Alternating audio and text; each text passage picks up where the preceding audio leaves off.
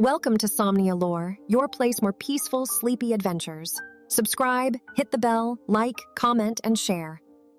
It began with the faint hum of glass trembling against metal, a sound that didn't belong to any machine. The workshop was quiet except for the slow turning of an unseen fan, pushing the air in long, sleepy circles. A man sat beneath the pale blue light, hunched over something glowing softly in his palms. His fingers were trembling, not from age, but from remembering. He could not recall how long he'd been here, hours, years, or lifetimes, but every heartbeat carried the same echo. He had built too much, and yet not enough. His eyes shimmered like wet glass as he whispered to the object before him, a small sphere pulsing with warmth. "Don't fade this time," he murmured. His voice cracked like static. "Stay with me." He wasn't talking to a machine, not really. He was talking to the part of Himself that still believed in light. There was something about the hour before dawn, the quiet ache of it that made him feel less like a man and more like a ghost caught between inventions. Outside the window, the stars hung heavy, too close, as if they were waiting for him to remember their names. He leaned back, breathing in the scent of metal and memory. The hum deepened, a low note vibrating through the table, through his bones, through whatever was left of his heart. You, the listener, yes, you might wonder what kind of man spends his nights whispering to light. But before we begin the story, I want you to know something. We love you for being here. Truly. For listening, for breathing, for sharing this quiet hour. The world has been loud all day, hasn't it? You've done your best, even if no one said it. So before we begin, tell me, where in the world are you watching from and what time is it there? Now, here, let's get started. He closed his eyes. Behind his eyelids, a younger version of himself appeared, barefoot in a dim backyard, staring up at a wide, trembling sky. The boy counted stars not for numbers, but for comfort. He believed that if he memorized their glow, he could always find his way home. His mother's laughter floated from the porch, soft and tired. "You'll hurt your neck, sweetheart," she called. But he didn't move. He wanted to see if stars ever blinked in unison. That was the first mystery he never solved. When he opened his eyes again, the boy was gone, and only the hum remained. He adjusted the sphere on the table, its glow shifting like a heartbeat out of rhythm.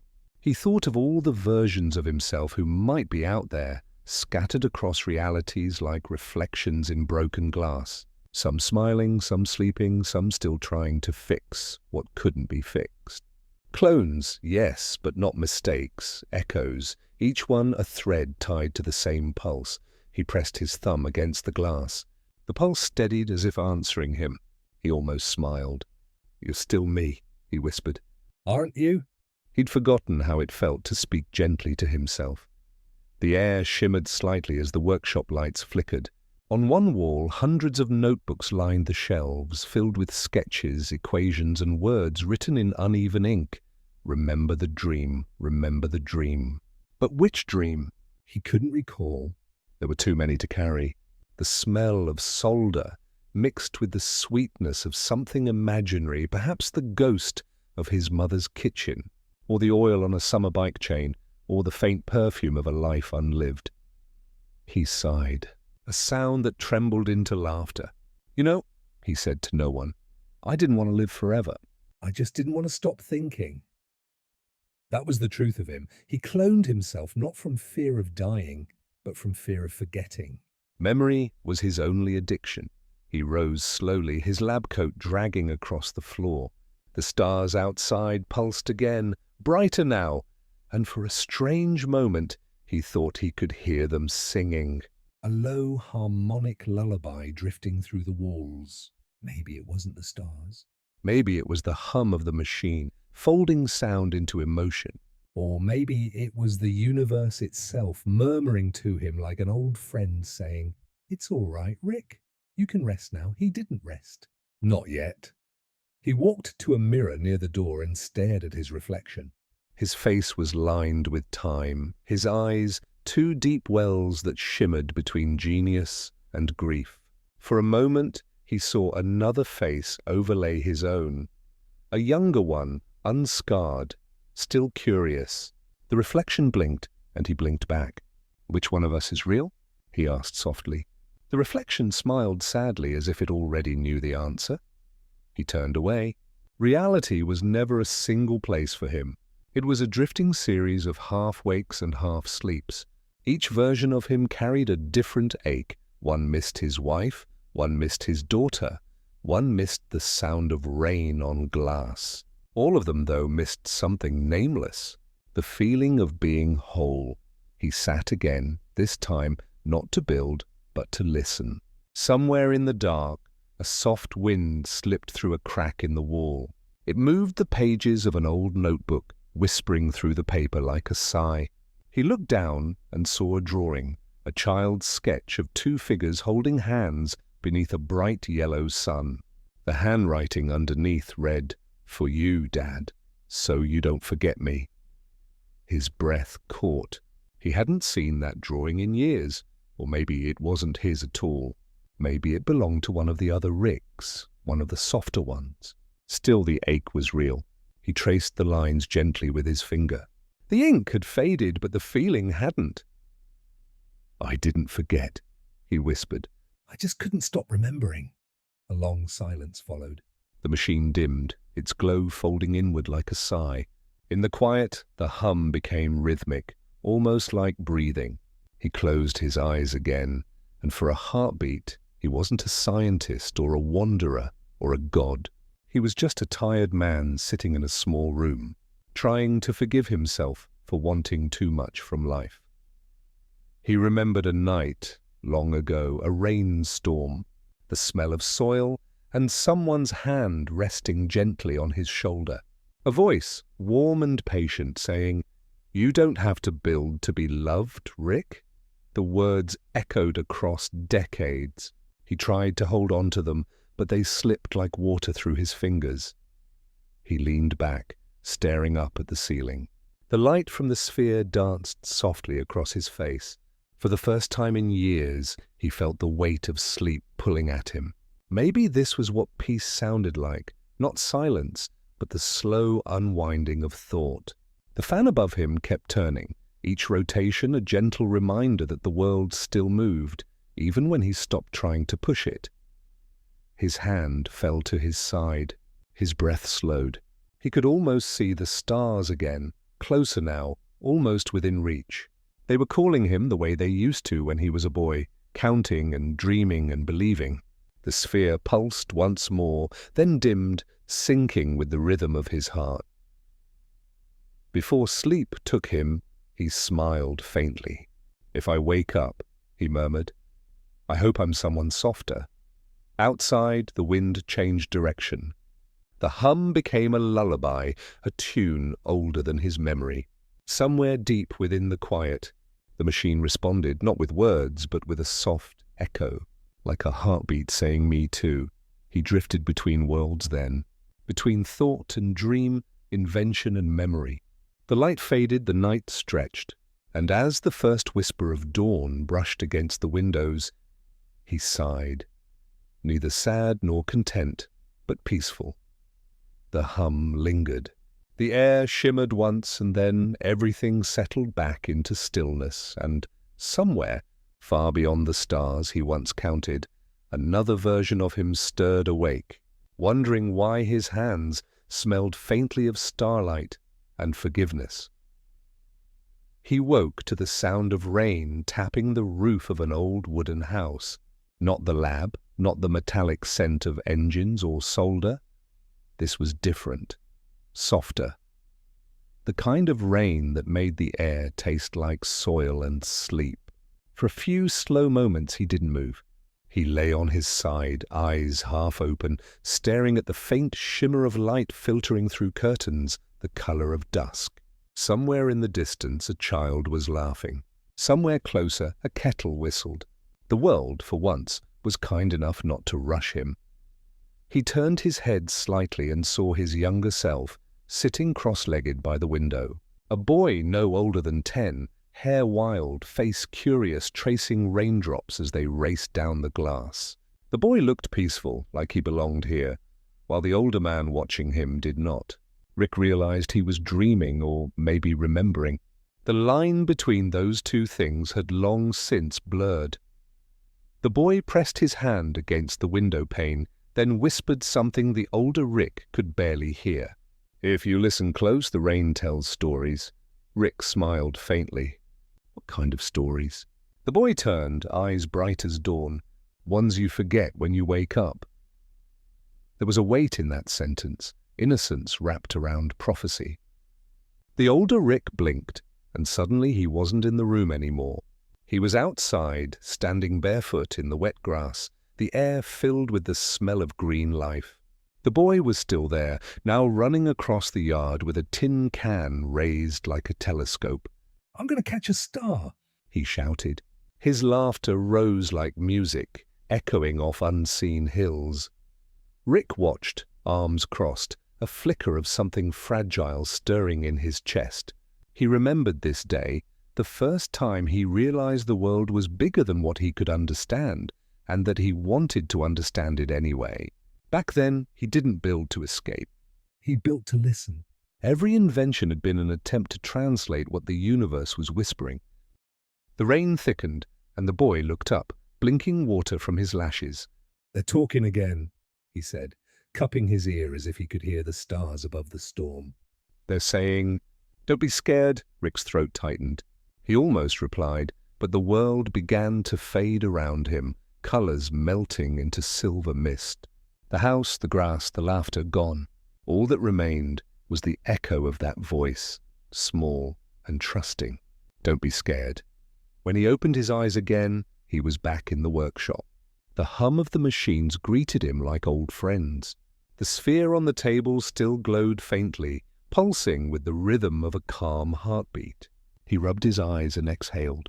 "Guess I slept," he muttered, half amused, half bewildered. But something in the air had changed. The quiet wasn't empty, it was full. Full of memory, full of sound. He walked to the window and looked out.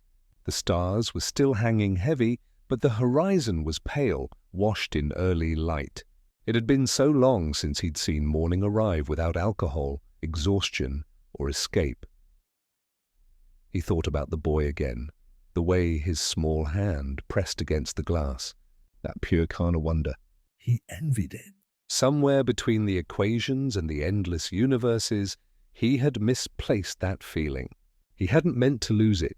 He just outgrew wonder the way a tree outgrows the ground it started in. On the workbench beside the sphere lay one of his old notebooks. Its cover was torn, corners burned from some forgotten experiment. He opened it carefully. Inside were sketches from another lifetime, drawings of planets, chemical formulas scrawled next to doodles of sandwiches, clouds, and stars. On one page, written in faded blue ink, he found a phrase that stopped him cold. "Every time I fall asleep, I leave a version of myself behind." He stared at the words, tracing them with his fingertip. He couldn't remember writing them, but they felt true. Maybe that was what the clones really were, sleeping versions of himself, scattered across reality, dreaming on his behalf. None of them wrong. None of them perfect. Just him. He looked up at the glowing sphere, its soft light reflecting in his eyes. "How many of us are out there now?" he whispered. The sphere pulsed once, faintly, like a heartbeat answering from a distance. For a long time, he simply stood there, listening to the low hum of creation. The sound was almost comforting, almost like the rain. Then came the knock, soft, unhurried, almost apologetic. Rick frowned. No one knocked here. He hadn't invited anyone in years. He opened the door slowly, and there she was. A woman with tired eyes and a smile too gentle to belong in a place like this. She looked at him as though she'd known him forever. "You still forget to sleep," she said. He didn't know her name. Not anymore. Maybe he never did. But the way she spoke made something deep inside him ache with recognition. "I was dreaming," he said. "I know," she replied. "You always are." For a while, they just stood there, the silence between them soft and alive. She stepped inside, brushing dust from the edge of the table. "You keep the same things in every world," she said, almost fondly. "The same notes, the same light." He watched her fingers glide over the notebooks. "Maybe I'm just predictable. Or maybe you're trying to remember something too big for one life." Her words hung in the air like incense. He wanted to ask who she was, where she came from, why her voice made the room feel warmer. But before he could speak, she placed a hand on the sphere. Its glow brightened instantly. "You still make them," she said softly. "Versions of you." Pieces of light, he hesitated. "They help me think," she smiled sadly. "No, they help you hide." He looked away, unable to meet her gaze.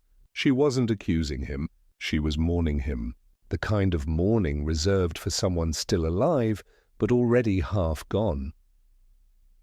"I thought if I could copy myself enough," he said slowly, "maybe one of them would figure out how to be happy."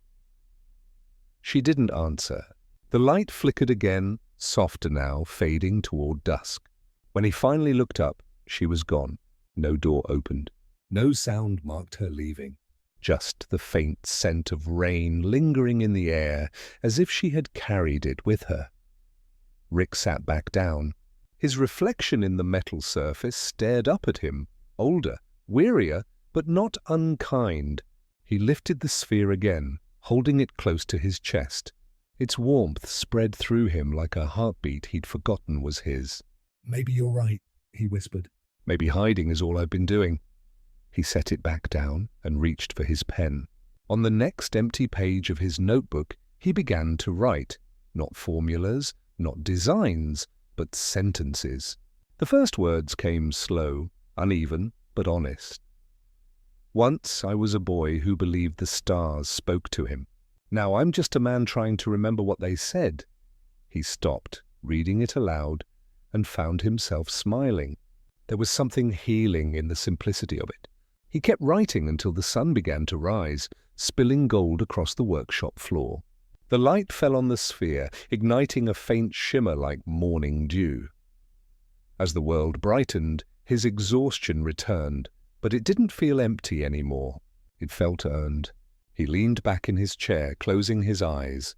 The hum of the machines blended with the whisper of dawn, forming a soft rhythm that carried him gently toward sleep.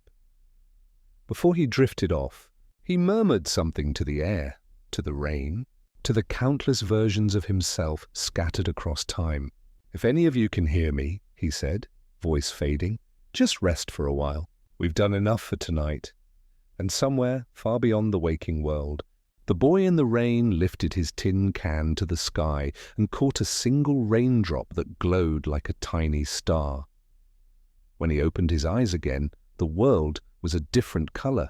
Morning had turned to something softer, quieter, the kind of light that exists only between hours when time itself seems uncertain. The air in the workshop held that stillness after a long storm, thick with the scent of dust and memory.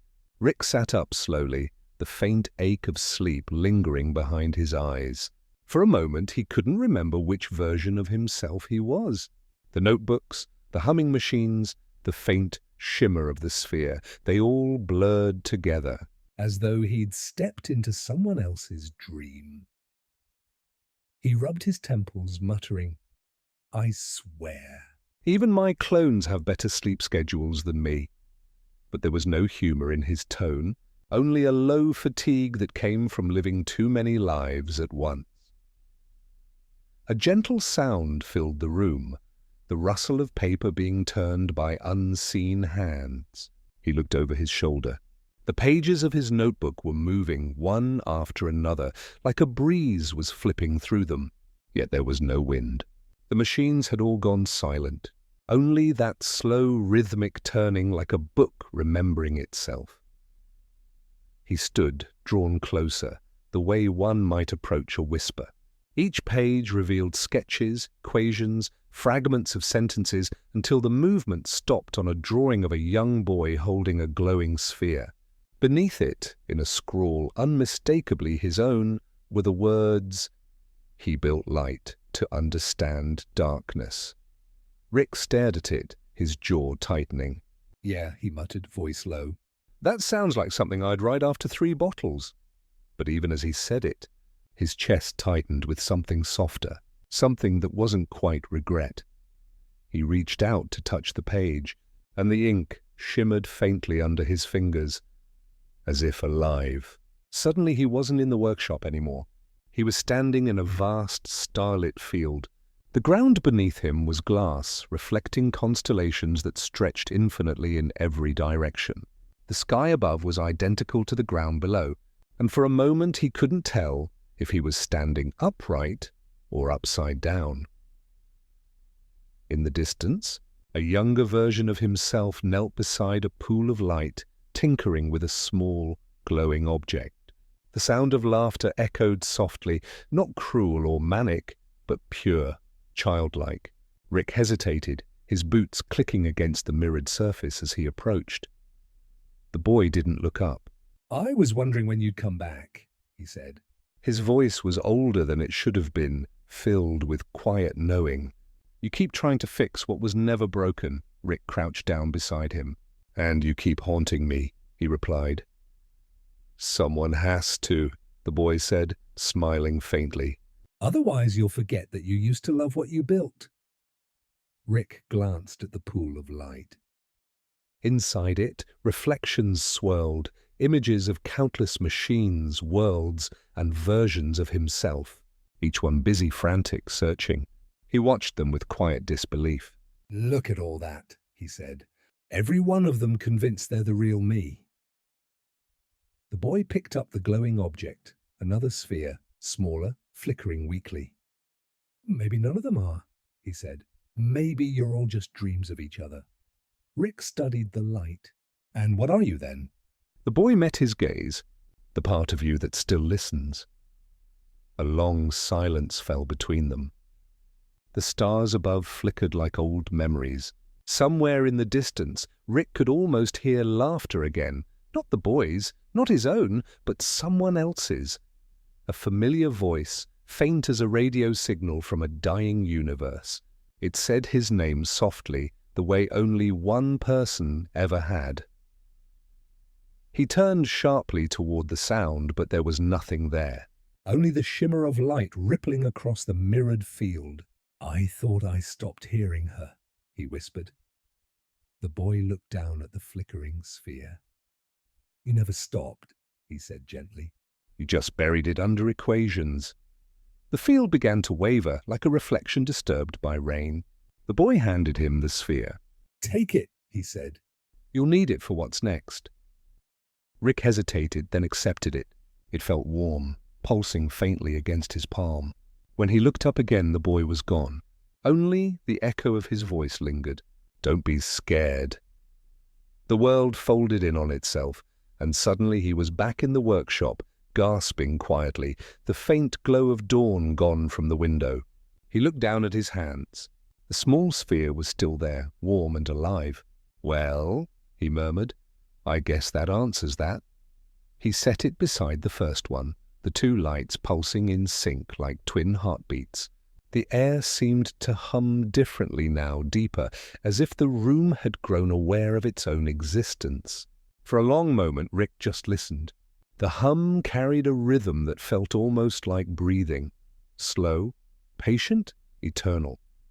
Then, without thinking, he began to speak. Not to anyone in particular, not even to the machines, but to the quiet. You know, he said softly, people think cloning is about control. About never dying. But it's not. It's about memory. It's about not wanting to disappear from the story you started telling yourself. He paused, exhaling. Every time I make a copy, I'm trying to keep the music going a little longer. Even if I forget the tune, the lights responded with a faint shimmer as if they understood. He reached for one of the notebooks again, flipping through its pages until he found a blank one. On it he began to write, slowly, carefully, almost reverently, if every clone carries a piece of my memory, then somewhere out there, One of them must have learned how to forgive.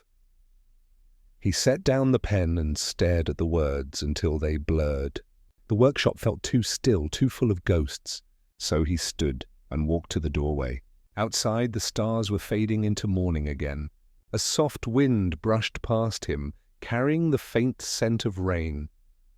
He thought of the woman from before, the one who spoke like she'd known him through every version of himself. Maybe she was real.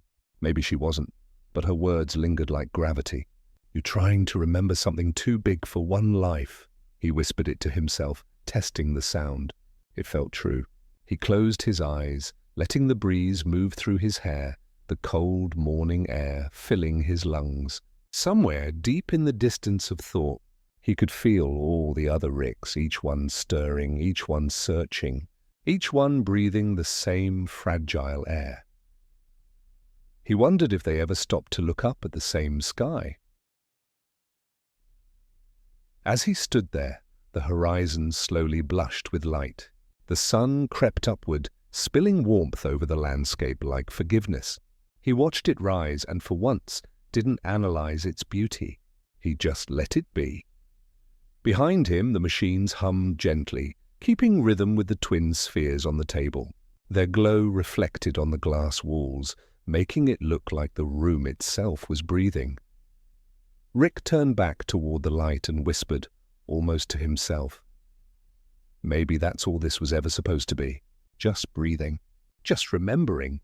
The wind caught the edges of his lab coat, tugging it softly like a friend trying to lead him somewhere gentler. He smiled faintly. "All right," he said quietly. "I'll follow." He took one last look at the workshop, the notebooks, the inventions, the soft hum of the two spheres beating like hearts in the dark. And then he turned away, stepping into the pale, forgiving light of morning. Behind him, the door eased shut with a sigh and the twin lights pulsed once, perfectly in sync, before dimming into a steady, restful glow. And somewhere beyond all universes, a young boy stood on a mirrored field, watching the sunrise ripple across infinity, whispering to himself with quiet pride. He remembered. There was a night when the stars refused to blink, as if even the universe was holding its breath to listen. Rick sat beneath that quiet sky, his hair silver against the dim hue of alien constellations, the hum of a sleeping ship in the background. Morty had already dozed off nearby, half buried in a blanket that smelled faintly of engine oil and mint candy. The fire they'd built wasn't really necessary. The planet was warm enough, but it flickered like a heartbeat, soft and uncertain. Rick watched it burn low and thought about all the times he'd done this before. Sat by a fire, stared at the stars, pretended that loneliness was just another kind of light. There was a whispering in his head that night, not the kind of madness that used to scream at him in younger days, but something gentler. A memory, maybe. A soft replay of an older version of himself, one who had once believed that being brilliant meant being alone. He picked up a small metal flask and tilted it in his hand. It wasn't alcohol, not tonight. It was something that looked like starlight trapped in liquid faintly glowing. He took a sip, and the warmth spread through his chest like nostalgia. "You know, Morty," he murmured, even though the boy was already asleep, "I keep cloning myself not to live forever, but to remember what I've forgotten." The words drifted, half to himself, half to the air. Because that was the truth he'd stopped admitting a long time ago. Each clone wasn't a new beginning. It was a desperate act of remembrance, a way to preserve some fading version of his heart before it decayed again under the weight of genius and guilt. He looked at Morty, so peaceful, his breathing steady, his hand slightly twitching as if dreaming of running somewhere far. Rick wondered what kind of dreams could still live inside someone who'd seen so many worlds collapse. Then again, Morty always found a way to sleep, even after the worst days. That was his quiet superpower, hope without denial. A breeze rolled in, carrying the scent of rain and burnt metal. It hummed through the open field like a low lullaby, bending the silver grass that stretched toward the horizon. Rick lay back, arms folded behind his head, and looked up again. Somewhere in the cosmic silence, he thought he heard laughter, his own, but younger, freer. He remembered a lab once. A small, warm one. It wasn't filled with gadgets or chaos, just sunlight through a window and the smell of bread baking. Beth was still a child then, sitting at a workbench with a toy stethoscope, listening to the heartbeat of a wooden doll. She'd looked up at him and asked, "Do hearts stop when people forget who they are?" Rick hadn't known what to say. He still didn't, he sighed, a soft exhale lost in the sound of distant thunder. Maybe that's what cloning had always been for him. Not immortality, but denial. A way to keep the story from ending. A way to never face the last heartbeat of the original man who once loved without needing a reason. The sky flickered. No lightning. Just a memory of it. He could feel it again the first time he built the clone pod. The trembling in his fingers, the whisper of doubt that followed. He told himself it was for science, but really it was for fear. Fear of being forgotten. Fear of forgetting. Fear that one day there'd be no version of him left who remembered how to love his daughter, or laugh at the little things, or stop long enough to feel the warmth of a dying sun. Morty stirred beside him, murmuring something incoherent, and Rick smiled faintly. "It's all right, kid," he whispered. "You don't have to understand it all. You just have to keep dreaming." The fire dimmed. The stars brightened, and for a long time the universe held them both in its soft silence. Rick closed his eyes, but sleep didn't come easily. It never did. Instead, his mind drifted into the spaces between stars, the quiet folds of memory that time couldn't touch. He saw the faces of other Ricks, scattered across realities like reflections in broken glass. Some were cruel, some kind, some lost. All of them searching. None of them whole. He wanted to believe he was different. But he wasn't sure anymore. The clones carried pieces of him, but never the whole. Each time he transferred consciousness, something subtle slipped away like sand through fingers. The sound of Beth's laugh, the smell of rain on her hair, the way she used to fall asleep on his shoulder during thunderstorms. Small things. Human things. Things that made him more than just a mind. He turned his head slightly and looked at Morty again. Maybe this version, this clone or copy or echo, wasn't supposed to be perfect. Maybe imperfection was the only real proof of being alive. Somewhere beyond the stars, a satellite blinked. Its faint red light pulsed like a heartbeat, keeping time for no one. Rick reached into his coat pocket and pulled out a small device, a memory crystal, dim and scratched. He turned it over in his hand. It contained a moment from long ago, one he'd tried to delete but couldn't. A recording of Beth's voice as a child, saying, "Don't go too far, Daddy. The stars don't need saving." "You do." He held the crystal to the light, and for a brief second, the fire reflected in his eyes. "Maybe she was right," he whispered. A faint chime from the ship reminded him that morning wasn't far. Time to move again. But he didn't want to, not yet. He stood and looked out at the horizon. The alien sky was starting to pale, the first traces of dawn curling over the hills. The grass shimmered like sea foam in the half-light.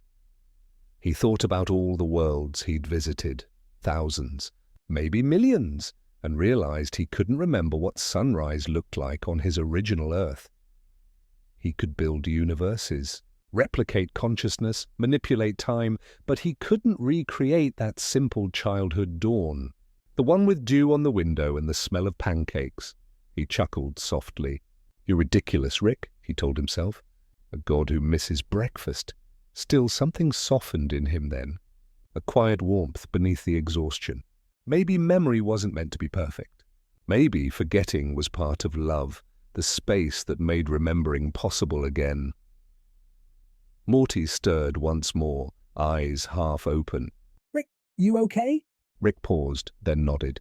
Yeah, kid. Just thinking. About what? He hesitated, then smiled faintly. About the parts of me I didn't clone, Morty blinked sleepily. Like what? Rick looked up at the sky, hands deep in his pockets. Like the part that used to believe in mornings. The words hung there, soft and almost invisible. Then Morty turned over and fell back into dreams, his breathing steady.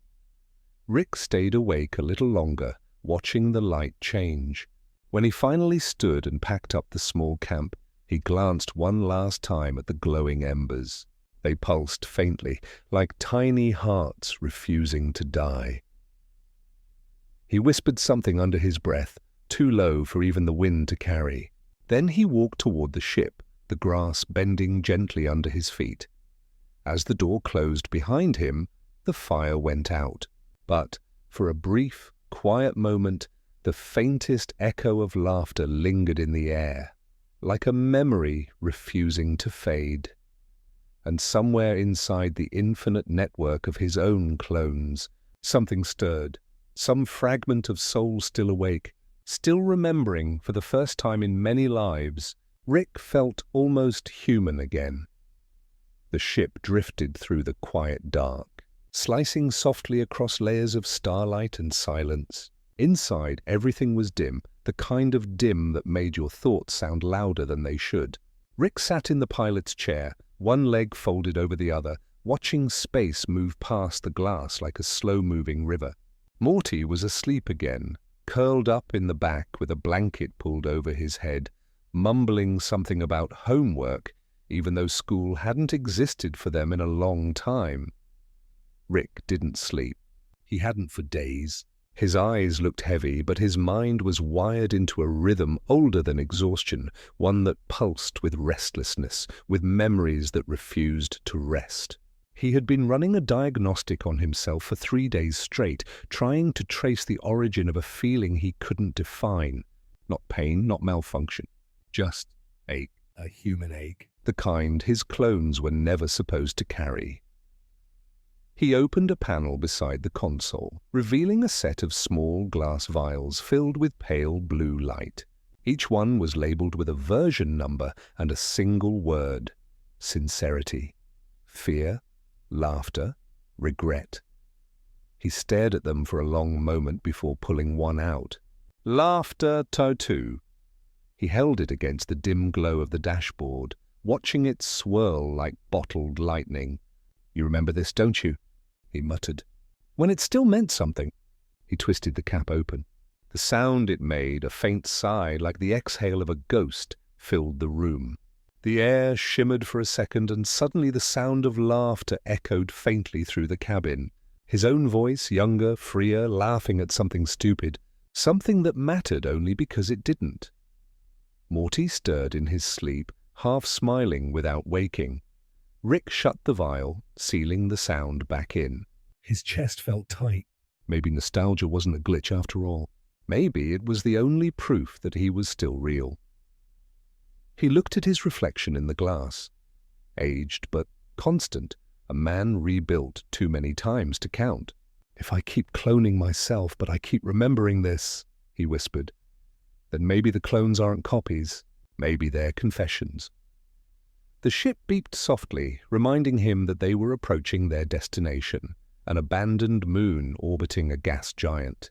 A place he used to visit long ago, back when he'd still believed in fixing things, back when he thought he could fix himself.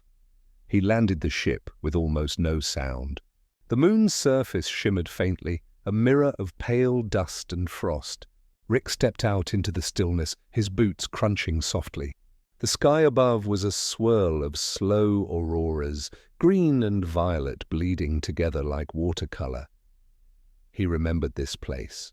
He had built something here, a facility hidden beneath the crust, one that housed his oldest experiments. Not weapons, not inventions, memories, a library of moments he'd once tried to erase. The air was thin, cold, and filled with the hum of buried machinery. He found the hatch where it had always been, half buried under frost, and pried it open. A faint hiss greeted him, followed by a wave of stale air. He descended the ladder, his hands tracing the rungs like he was touching the bones of his own past. The room below flickered to life as he entered. Dim blue lights glowed along the walls, illuminating hundreds of glass pods, each one holding a figure suspended in liquid, not clones. Not exactly. These were versions not of body but of emotion. Each figure was him, frozen in a different moment of feeling. Rick walked between them, his breath fogging the air. He paused at one pod that held a younger Rick, with his eyes closed, a faint smile on his lips. The tag beneath it read, Hope Zo 1. He hadn't looked at that face in centuries. It hurt more than he expected. You were the first, he said softly. The first piece I cut out of myself so I could think clearly. Turns out clarity's a lousy trade. He pressed his palm to the glass. For a moment, he thought he saw the reflection blink, but it was only a shimmer in the fluid. Still, something inside him shifted. He moved on, passing other pods. Joy, curiosity, love. Each one glowed faintly, as though aware of his presence. And at the end of the row, one pod stood darker than the rest. No glow, no movement. Just shadow. The label was worn away, but he didn't need to read it. He knew what it was, grief. Rick stared at it for a long time. His reflection in the dark glass looked like a ghost staring back. You were supposed to stay buried, he whispered. But I can still feel you every damn day. He reached for the control panel and hesitated. He could shut it down. He could erase all of it, the entire library of emotions he'd once carved out to keep functioning. But if he did, what would be left? Equations and ego. Genius without soul. He sighed and turned the power up instead. One by one, the pods began to hum. The figures inside shimmered faintly and their eyes opened. Soft, distant, as if seeing him through fog. For a moment, the room filled with faint echoes. Laughter, a sigh, the sound of a child's voice calling Dad. Rick's eyes stung. Yeah, he murmured. I remember. The humming grew louder, and for a moment he thought the entire room might break apart from the weight of all those forgotten feelings waking at once. But then, just as suddenly, everything went quiet again. The lights dimmed, and the pod settled back into stillness. Rick stepped back, dizzy. It felt like something inside him had been rearranged, not broken, not fixed, just shifted. He looked up at the ceiling, where frost had begun to form in slow patterns, like constellations drawn by unseen hands. You think cloning's about escaping death? He whispered to no one. It's not. It's about trying to meet yourself again and not look away this time. He turned and climbed back toward the surface, the hum of the buried emotions fading behind him. Outside, dawn had begun to rise over the gas giant, a slow bloom of gold and violet light spilling across the horizon. He stood there, breathing it in. The air was colder now, but somehow gentler. Morty had woken and stood at the ship's doorway, squinting at him. Rick, what were you doing down there? Rick looked back, his face unreadable but calm. Just checking on some old memories, kid. Did you find what you were looking for? Rick took a long moment before answering. Not what I was looking for. But maybe what I'd forgotten I needed. Morty nodded, though he didn't understand. He didn't need to. Rick started walking back toward the ship, the light catching his hair, turning it almost silver-white. He looked smaller against the vastness of that morning sky, just a quiet figure walking between memory and dawn. As he reached the door, he paused and looked up one more time. You know, he said softly, I used to think cloning was a curse. But maybe it's just... Forgiveness in disguise, Morty tilted his head. Forgiveness for who? Rick gave a faint smile. For every version of me that couldn't forgive himself. The door closed with a soft hiss. The ship lifted gently into the light, leaving the silent moon behind. Inside, as the stars stretched past the glass again, Rick felt something unfamiliar in his chest. Not peace exactly, but something close, and for the first time in many lifetimes, he didn't feel entirely alone. The ship hummed softly through an ocean of clouds, slipping between layers of twilight and dawn. Somewhere deep in its metal heart, the engines purred like an animal in a dream. Rick sat by the viewport, his silhouette washed in the pale light of a nearby star. He wasn't steering, not really. The ship was on autopilot, coasting aimlessly through the vastness between destinations. That's how he liked it lately. No coordinates, no urgency. Just movement. Just drift. Morty was awake this time, though barely. His head rested on his arm, his eyes half-lidded, watching Rick. "You've been quiet since we left that moon," he said, his voice heavy with sleep. Rick didn't look at him. "Yeah, trying to see how long silence lasts before I ruin it." Morty yawned, smiled faintly. "You always ruin it, Rick." Rick chuckled, low and brief. "Yeah, kid. It's what I do best." For a while, neither spoke. The hum of the ship filled the spaces where words might have gone. Outside, stars drifted past like embers on an unseen current. Rick leaned back, eyes tracing the horizon of space where color thinned into forever. He could still feel the hum of that underground facility in his bones, the one filled with all his severed emotions. It haunted him quietly, not as guilt, but as awareness, as if parts of him had followed him back, whispering softly in the background. Morty stretched. "Where are we going next?" Rick hesitated. "Nowhere important, just "Someplace that used to matter." Morty sat up, rubbing his eyes. "You say that a lot." Rick turned, studying him. "Because it's true a lot." Morty shrugged and stood, wandering toward the small galley. He poured himself some nutrient mix, bland and grey, and sipped it slowly. The taste didn't matter. He just wanted something warm. Rick joined him a moment later, picking up a mug of his own, a steaming cup of something that smelled faintly like burnt sugar and electricity. "You know," Morty said carefully, "you talk about your clones like they're other people." "But they're still you, right?" Rick took a long sip before answering. "They're what's left after I take out the parts that hurt too much to keep." "That doesn't sound healthy," Rick smirked. "Neither does existing." Morty looked down at his drink. So how many times have you done it?" Rick didn't answer.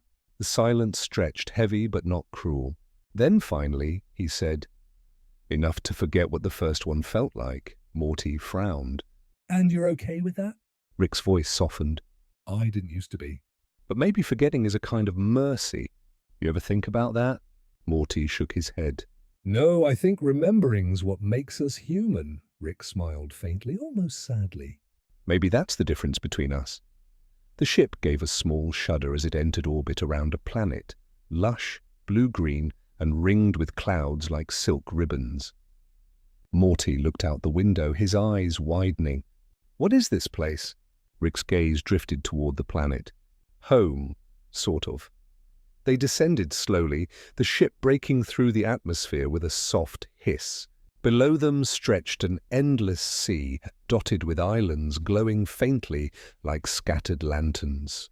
The world seemed alive, breathing. Rick landed the ship near a shoreline lined with violet sand. When they stepped outside, the air felt heavier, thick with humidity and memory. The sky shimmered in soft pink hues, and the sea whispered against the sand in a language neither of them knew. Morty took it in with wonder. "It's beautiful," Rick nodded. "Used to come here with your mom." "A long time ago." Morty's head turned sharply. "You mean—" "Before the cloning?" Rick exhaled slowly. "Before everything, Morty, before I started running from myself." They walked along the shoreline in silence. The waves lapped at their boots, leaving trails of light that faded after a few seconds. The air smelled like salt and electricity, like a storm that never arrived. Rick stopped when they reached a weathered structure half buried in the sand. It was small, circular, and covered in vines. He brushed his hand over the door, and it opened with a soft sigh. Inside, everything was still. A lab, but gentler than his usual ones. No chaos, no weapons, just tools, notebooks, and an old holographic frame that flickered weakly when he approached. The frame lit up, revealing an image of Beth as a child, her hand holding a seashell up to her ear. Her smile glowed brighter than the sun outside. Morty stepped closer, eyes wide. She looks happy." Rick's throat tightened. "Yeah, she used to be." He touched the edge of the frame, and the image shimmered, looping the motion, Beth laughing as the sea breeze lifted her hair. "I built this lab to study consciousness transfer," Rick said quietly. "Back then, I told myself it was about discovery. But it was about fear. I couldn't stand the thought of losing moments like this. So I tried to trap them." Morty turned to him, his expression soft. "Did it work?" Rick smiled bitterly. "You tell me." Outside, the tide was rising, the sound gentle but insistent. Rick sat down on a nearby stool, the metal creaking faintly. "You know what's funny, Morty? Every time I cloned myself, I thought I was preserving the best parts. But maybe I was just protecting the worst. The parts that couldn't let go." Morty crouched beside him. "So why keep doing it?" Rick looked at the hologram again. "Because somewhere deep down, I think one version of me might finally get it right. Might finally stop looking backward." Morty was quiet for a long time. The only sound was the hum of old machinery and the waves beyond the walls. "Do you think this one is that version?" he asked softly. Rick didn't answer right away. He reached into his coat and pulled out the memory crystal he'd found earlier, the one with Beth's voice. He held it up to the light. "Maybe, maybe not. But for once, I think I'd like to find out." He pressed the crystal against the hologram. The image shimmered, flickered, then began to play. Beth's recorded voice filled the room, bright and innocent. "Don't go too far, Daddy. The stars don't need saving, you do." Morty's eyes glistened. Rick looked down, his face softening. "Guess she still knows me better than I do." They stood there for a while, listening. The ocean's rhythm merged with the sound of her voice, creating something that felt almost like a lullaby. Rick closed his eyes, letting it wash over him. For the first time in ages, he didn't feel the need to speak. When the recording faded, the silence that followed was peaceful. Not empty, just quiet. Morty broke it gently. "So what now?" Rick looked toward the sea, the horizon glowing gold in the distance. "Now we stay for a bit. Let the tide come in. Maybe remember what it's like to just exist." Morty smiled faintly. That sounds nice," Rick nodded. "Yeah, don't get used to it." They walked back toward the beach, the light catching the edge of the waves like liquid glass. Rick sat down in the sand, his boots half buried, and Morty joined him. The sun dipped lower, painting the sea in slow, molten hues. Rick spoke after a while, his tone softer than the wind. "You know, kid, cloning isn't really about cheating death. It's about postponing acceptance." Every version of me was just trying to buy more time to understand something simple. Morty leaned back. "Understand what?" Rick watched the water. That some things aren't meant to be solved. They're meant to be remembered. The sea shimmered, endless and alive. Morty nodded quietly. "Then let's remember this one." Rick smiled, eyes half closed. "Yeah, let's." The sun slipped beneath the horizon, and the stars returned, quiet, patient, eternal. The waves whispered, carrying the soft laughter of the past out into the dark. And for that night, Rick didn't dream of clones or galaxies or regret. He just listened to the sea breathing beside him, steady and kind. Night came quietly over the violet sands, folding the shoreline into a cradle of starlight and tide. The sea hummed its slow song, and every wave seemed to carry some memory of the day before. Morty had fallen asleep again, this time on the beach, curled up near the remains of their small campfire. His breathing rose and fell with the rhythm of the ocean. Rick sat beside him, half-shadowed by the glow of a distant moon, watching the horizon shimmer like a mirage of forgotten time. He held a small seashell in his palm, the same kind Beth once loved. The spiral inside it seemed endless, a quiet echo of infinity contained in something so fragile. He lifted it to his ear and listened. It didn't whisper the sea. It whispered his own voice back to him. "Don't go too far, Daddy. The stars don't need saving." He closed his eyes and let the echo finish itself. The tide washed closer, licking the edges of his boots.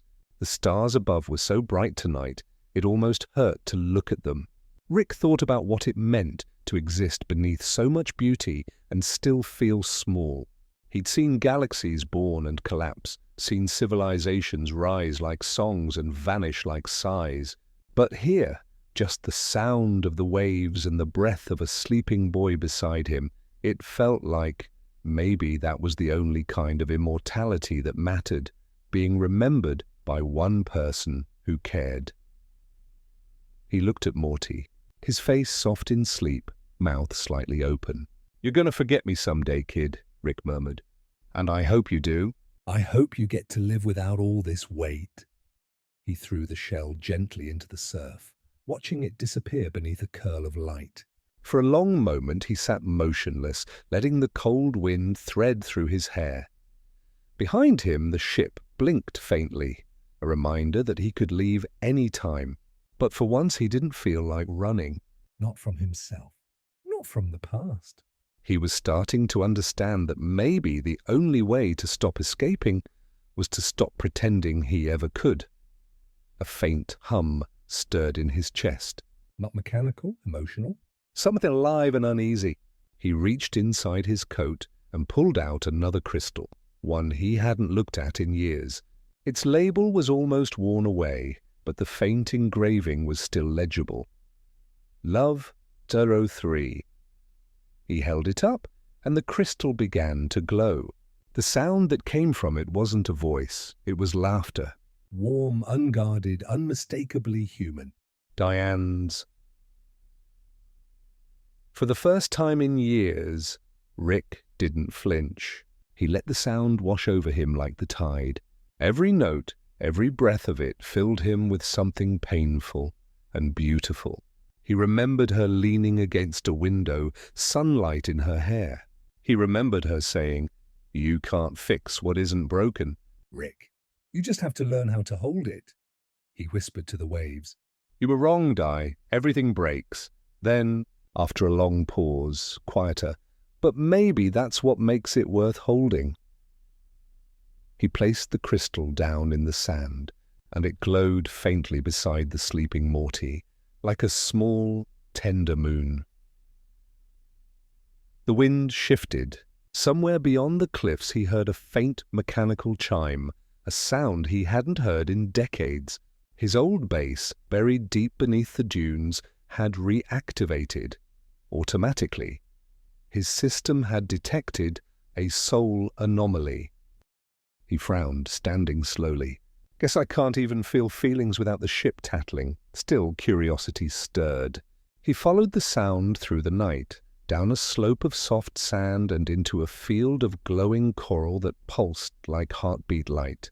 The path led to an old door, half hidden beneath overgrowth.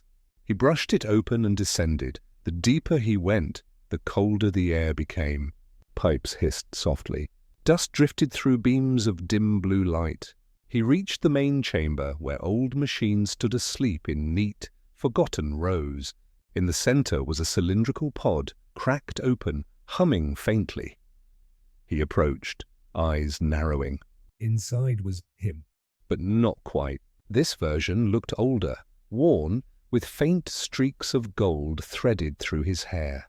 His chest rose and fell with slow, deliberate breaths. Rick's stomach turned. "Well, that's not creepy at all." He leaned in, tapping the glass. "Wake up, Einstein." The clone's eyes opened. They were not the sharp, restless eyes Rick remembered having. They were calm, deep, and startlingly kind. "Hello?" the clone said softly. His voice was smoother, steadier. "It's been a while," Rick blinked. Yeah, sure, because apparently I keep leaving surprise versions of myself lying around like forgotten groceries. The clone smiled faintly. "You left me here for when you were ready to talk." "Talk about what?" About why you keep making us. Rick took a step back, crossing his arms. You really think I'm in the mood for a therapy session with my own carbon copy? The clone tilted his head, unbothered. You've been avoiding this conversation for centuries. You keep saying you're cloning to remember, but really, you're cloning to forget. Rick felt a flicker of irritation. Yeah, thanks, Socrates. Real profound. The clone didn't move. You've seen what happens when you cut out pieces of yourself. Every version you make is emptier than the last. And still you don't stop. Rick looked away. The walls around them seemed to hum louder, like the ship could feel his discomfort. What's your point? My point, the clone said gently, is that maybe you keep cloning yourself because deep down you believe the real you is gone. You're not preserving him, you're trying to resurrect him. Rick froze. The words hit like static in his chest. The clone continued, voice quieter now.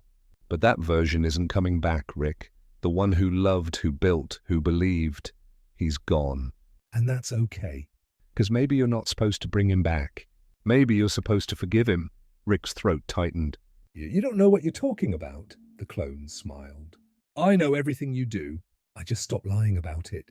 Silence filled the chamber. The hum of the machines softened, fading into a pulse as steady as breathing. Rick finally whispered, "If I forgive him..." Then what? "Then you stop cloning. Then you start living." Rick stared at his older self, the quiet of the words sinking deep. He didn't reply. He couldn't. The thought of no more versions, no more backups, felt both terrifying and free. The clone's expression softened. You don't have to decide now. But you came here because some part of you already knows. Rick turned and began to walk back toward the surface. The air grew warmer as he climbed. He didn't look back, but he could feel those calm eyes on him the whole way up. When he stepped outside again, the sea breeze hit him like a sigh. Morty was still asleep by the glowing crystal, the light flickering gently across his face. Rick sat beside him again, lowering himself slowly into the sand. He looked out at the horizon, where dawn was starting to brush the edges of the world. "Living, huh?" he murmured. What a stupidly simple idea. He took the crystal back in his hand and turned it over. The faint warmth of it pulsed against his palm. Like a heartbeat, the waves kept singing their endless song, and for once, Rick didn't try to drown it out. He looked at Morty, then at the sea, and something in him softened, an old, buried feeling resurfacing like driftwood after a long storm. He whispered, not to anyone in particular, "Maybe this version doesn't need another clone." The tide rose higher, Catching the morning light.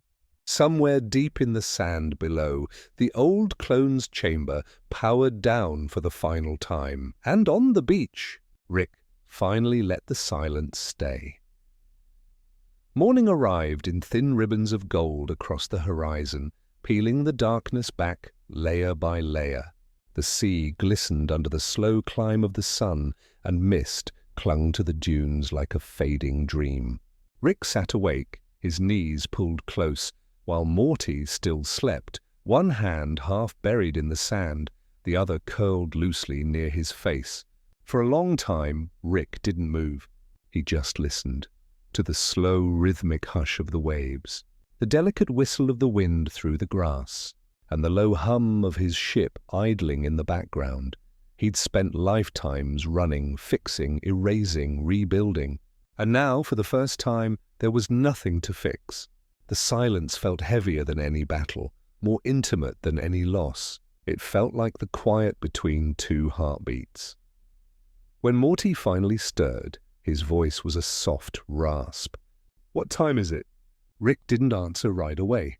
He was watching a flock of glowing birds rise from the cliffs and scatter across the pale sky. "Too early for questions, too late for innocence," he muttered finally. Morty groaned and sat up, rubbing his eyes. Man, you always gotta say stuff like that. Can't you just say morning for once? Rick's lips twitched.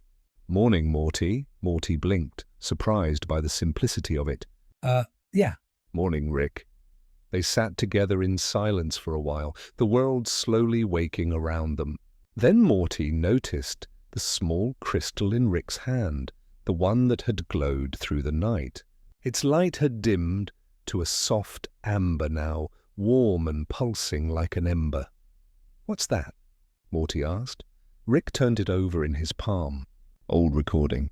From a long time ago," Morty frowned. Like one of your inventions? Rick's voice dropped quieter. "Like one of my mistakes," Morty didn't press further. He'd learned, over the years, that Rick's answers weren't built for comfort. They were built for walls. But today, something in Rick's tone sounded less like a wall and more like a window, one cracked just enough for light to spill through. After a long pause, Morty said softly, "You know, you don't got to keep all this stuff. Rick, sometimes it's okay to let things go." Rick huffed, almost amused. Kid, letting go's easy. It's holding on that keeps you human. Morty stared at the waves, unsure if he believed that. Rick stood, brushing sand from his coat. "Come on, breakfast time." I know a planet not far from here where the clouds taste like sugar. Morty perked up. "Wait, seriously?" "Yeah," Rick said with a small shrug. "Just don't eat too much or your tongue starts hallucinating." They climbed aboard the ship, the engines humming to life with a smooth familiarity. The door closed behind them, sealing out the world's gentle noise. As the craft lifted, sand spiraled beneath them in golden plumes. The ocean shrank to a shimmer, then to a memory. Inside the cockpit, the glow of the instruments painted Rick's face in soft blues and greens. Morty slumped into the co-pilot seat, yawning. Feels weird, he said. You know, us just leaving without running from something. Rick adjusted the coordinates. "Don't get used to it." They drifted through the stratosphere, where light bled into every direction. The stars stretched, and the silence between them grew thin and alive. Morty watched as the ship sliced through the atmosphere like a blade through silk, leaving trails of color that shimmered in their wake. After a while, he spoke again. "Hey, Rick." "Do you ever think maybe we've already done this before? Like this exact same thing?" Rick's eyes flicked toward him, then back to the stars. Every version of us has done every version of this, Morty. Somewhere out there, there's a universe where we never left that beach. "One where I never made another clone." One where you never woke up, Morty swallowed. That's kind of dark. Rick smirked faintly. "It's also kind of freeing." The ship jolted gently as they slipped through a pocket of thin atmosphere. Outside, the stars bent into streams of white light. Then, gradually, the void gave way to color.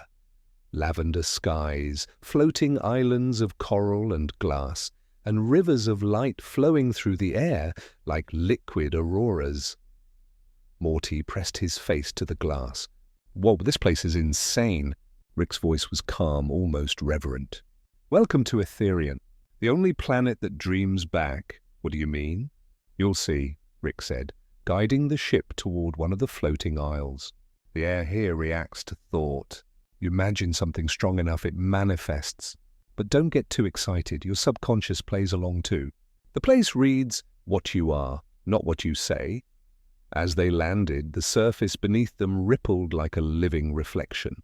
Morty stepped out first, his shoes leaving trails of soft light behind him. The sky shimmered, responding faintly to his awe, soft bursts of color blooming above. Rick followed, slower. His reflection stretched beneath him like an endless mirror, broken only by the shifting clouds. The world around them pulsed in rhythm with their hearts. Morty took a few steps forward. "So if I think of something good, it appears?" "More or less," Rick said, scanning the horizon. "Just don't think of anything you're afraid of." Morty frowned. "Why?" "Because it'll appear too," Rick said flatly. Morty nodded slowly. "Right, okay, don't think of clowns." "Don't think of evil." A shadow rippled through the air. Rick sighed. Sorry, Morty shouted. "I can't help it." The shadow swelled, forming a distorted figure in the distance, a massive shape with flickering edges and hollow eyes. It began to move toward them. Rick raised his hand lazily, and the shadow dissolved into mist. See, easy, just control your head, Morty exhaled shakily. Man, this place is wild. Rick's gaze drifted toward a far ridge where the light pooled differently, darker, heavier. Something stirred there, faint but familiar. He couldn't name it yet, but it prickled under his skin. They walked for a while, surrounded by colors that moved like breathing paintings. Every sound had texture here. Every movement left echoes that shimmered before fading. Morty reached out, running his hand through a stream of floating particles that scattered like glowing dust.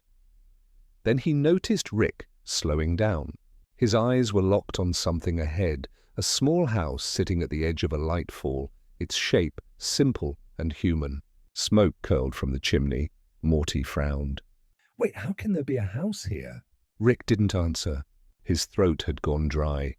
He stepped forward, each footfall heavier than the last. He knew that house. The shape of it, the door, the tiny crooked window. It was the one he'd built with Diane, the one that burned down the night she died. The air shimmered around it. Reflecting his heartbeat back at him, Morty whispered, "Rick." Are you doing this? Rick's voice was distant. "No, Etherian is." He approached the door slowly, hand trembling slightly as he reached for the handle. When he pushed it open, the air inside smelled like coffee and rain. The same sound, the soft clatter of dishes, Laughter echoing from another room, rose around him like ghosts. "Rick," a voice said gently.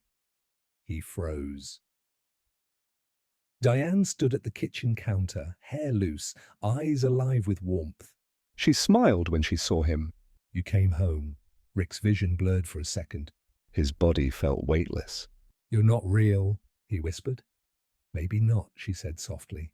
"But neither are you, not the way you think you are." Morty stood in the doorway, silent, watching Rick's face fold under the weight of memory. Diane crossed the room, touching Rick's cheek. The warmth felt real, terrifyingly so. "You can stop running, Rick," she murmured. "You've punished yourself enough." He swallowed hard. "You're just another illusion," she smiled. Then let me be the last one." Outside, the sky trembled. Light rippled through Etherian like the pulse of a waking dream. Morty stepped back, giving them space, his chest tight with a mix of awe and grief. Rick's voice cracked. "I don't deserve this." "No one does," Diane said, eyes softening. "That's why it's a gift." And then she was gone, fading like mist into morning. Rick stood there for a long time, hand still raised where she'd touched him. The house dissolved, leaving only open air. Morty approached quietly. "Rick!" Rick turned toward him, eyes red but steady. "Let's go, Morty." As they walked back toward the ship, the sky above them changed, no longer a storm of shifting colors, but a calm, endless blue. For the first time in forever, it wasn't reflecting chaos. It was reflecting peace. Rick didn't look back. He didn't need to.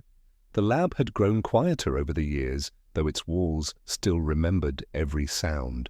The low hum of cooling units, the soft whir of dormant machines, the faint crackle of electricity looping through unfinished circuits, it all lingered, like an echo of the man who once filled it with chaos. Rick stood alone in the center, his reflection fractured across 100 glass panels and monitors. The light was dim, amber and patient, casting long shadows that swayed like memories. He hadn't been here in a long time. Not this version of him, at least. The clones had come and gone, each one taking a fragment of purpose, leaving behind residue, a ghost of thought, a forgotten intention.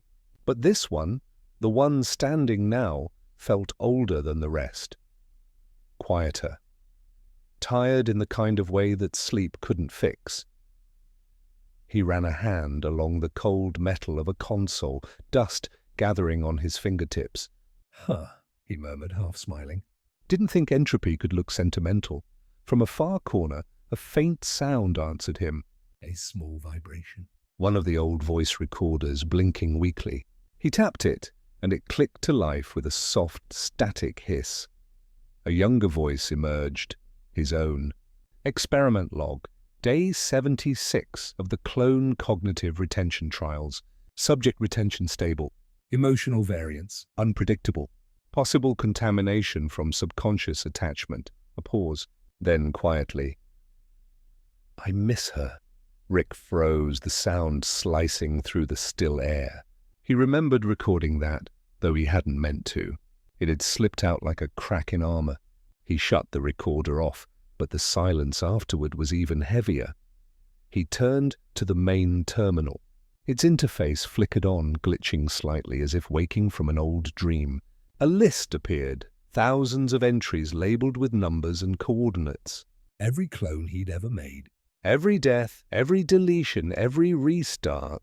Rick scrolled through them slowly. Some files were corrupted, some marked as anomalies. One stood out, an archive labeled Prime Sequence. It wasn't his usual naming style. Curious, he opened it. The screen filled with static for a moment, then steadied into an image, a memory. He saw himself sitting here, years ago, surrounded by unfinished devices and bottles. But this version looked at peace. No flask in hand, no anger in his eyes, just a quiet sadness. The recording began to speak. "If you're watching this," the other Rick said softly, "then you made it far enough to remember what you forgot." I built you because I couldn't face the truth, that every version of me keeps running from the same ghost. You don't need to keep cloning yourself, Rick. You need to forgive yourself. The current Rick's jaw tightened. "Forgive myself," he muttered. "Right, because that's easy." He moved to shut the screen off, but the voice continued. "I know you," the recording said gently. "You'll want to shut this off and go build something pointless to distract yourself. But before you do, look behind you," Rick blinked, frowning. Slowly, he turned. There, sitting on the central workbench, was a small glass sphere. He hadn't noticed it before. Its surface shimmered faintly, swirling with dim light. He picked it up carefully. Inside the glass, tiny fragments of holographic code flickered, forming shapes, faces, voices, laughter. It was a memory vault. He placed it on the table, and it began to project. Light unfolded around him, scenes of his past, replaying in slow, translucent waves. A young Beth laughing as she built something out of scrap parts. A younger him handing her a small screwdriver, pride hidden behind a smirk. Then Diane, standing in the doorway, watching them both with that half-smile she always had when the world still made sense. Rick watched silently. Each image passed through him like air, untouchable but real enough to ache. When Diane's face appeared again, it wasn't tragic or distant. It was soft. She was humming. Then her voice, "You always thought the universe was broken, Rick. But maybe it's just alive in ways you never let it be." The projection flickered and faded. He stood there for a while, breathing slowly.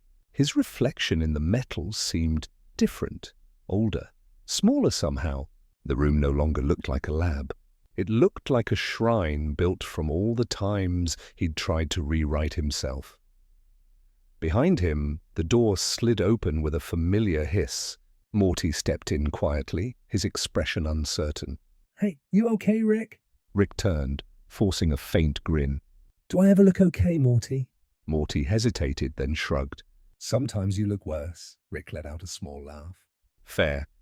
He leaned against the table, holding the glass sphere up. "You see this?" Morty nodded. "What is it?"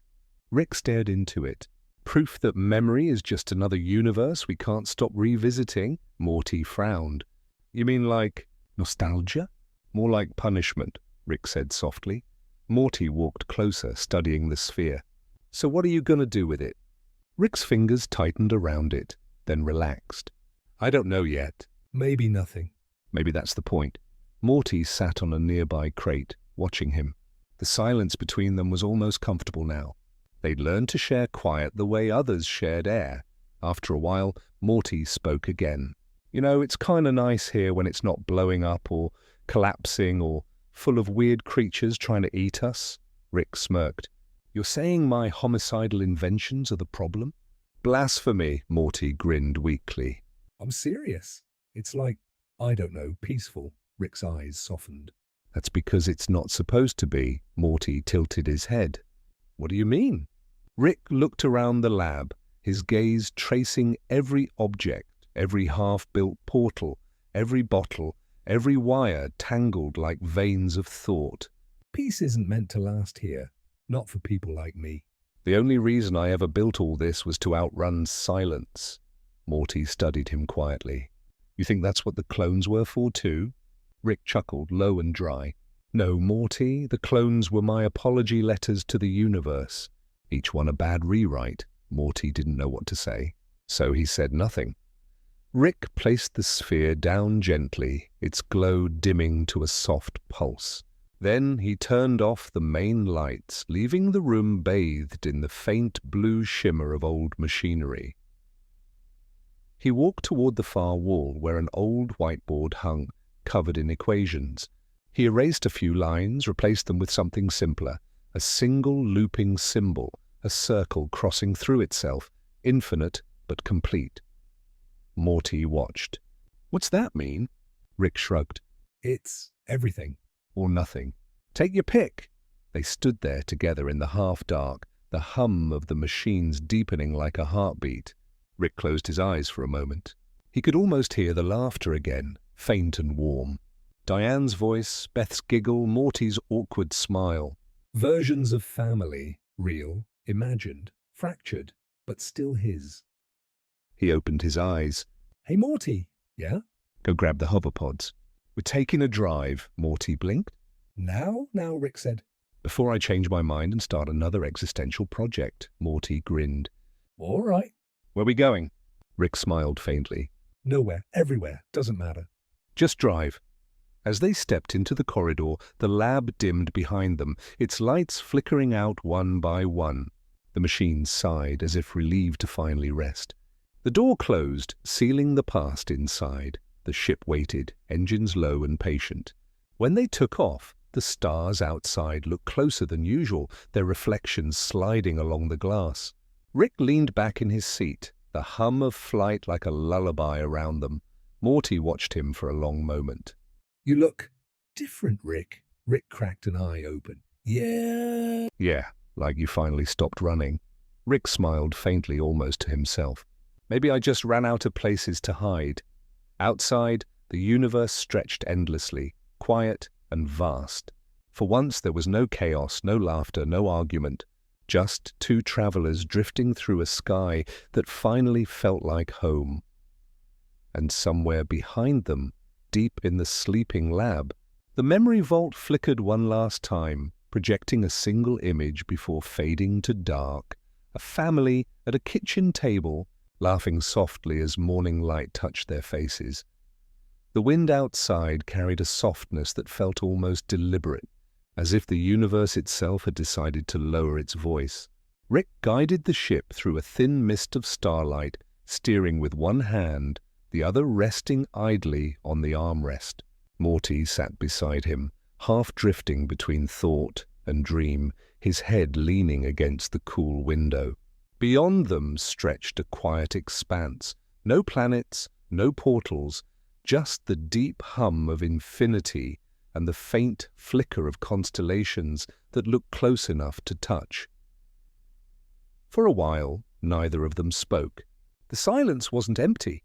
It was gentle, like an old friend who'd learned not to fill every pause. Morty was the first to break it. Hey, Rick. When you said we were just going to drive, did you mean forever? Rick's eyes remained on the stars.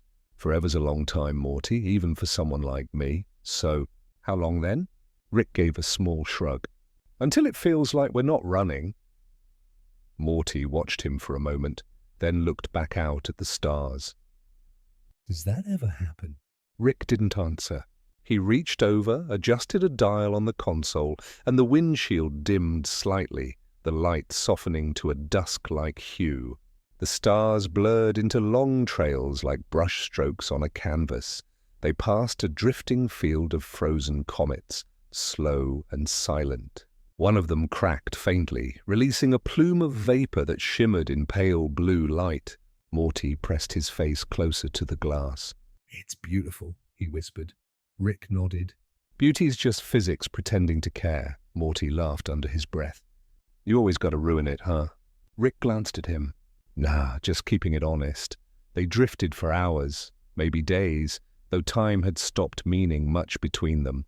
Occasionally, Rick adjusted their course by a fraction of a degree. Occasionally, Morty dozed off. The ship's hum grew hypnotic, merging with the rhythm of their breaths. At some point, Morty stirred awake and found Rick standing at the back of the cabin, staring at a small monitor flickering with static. "What is that?" Rick didn't look away. "Transmission. Probably background noise." Space has a lot to say, and none of it makes sense. But as Morty approached, the static began to form a shape. A pulse, repeating in rhythm like a heartbeat. Rick frowned and increased the signal gain. The pulse grew clearer, almost melodic, echoing faintly through the cabin. Morty's eyes widened. "Is that music?" Rick tilted his head. "Not exactly. More like memory pretending to be music." The pattern shifted again. Faintly, beneath the static, came a voice. Fragmented, distant, but unmistakably familiar. "Rick, if you're hearing this..." Morty froze. "Wait..." "Is that..." "Yeah," Rick said quietly. "That's me." The message continued, distorted by time. "You keep searching, building, forgetting. But if you're listening now, then you finally stopped long enough to remember what you were trying to fix." Morty looked at him confused. "When did you..." Rick silenced him with a small gesture. The recording went on. "You won't like this part," the voice said, low and trembling. "But it's the truth. "Every clone you made..."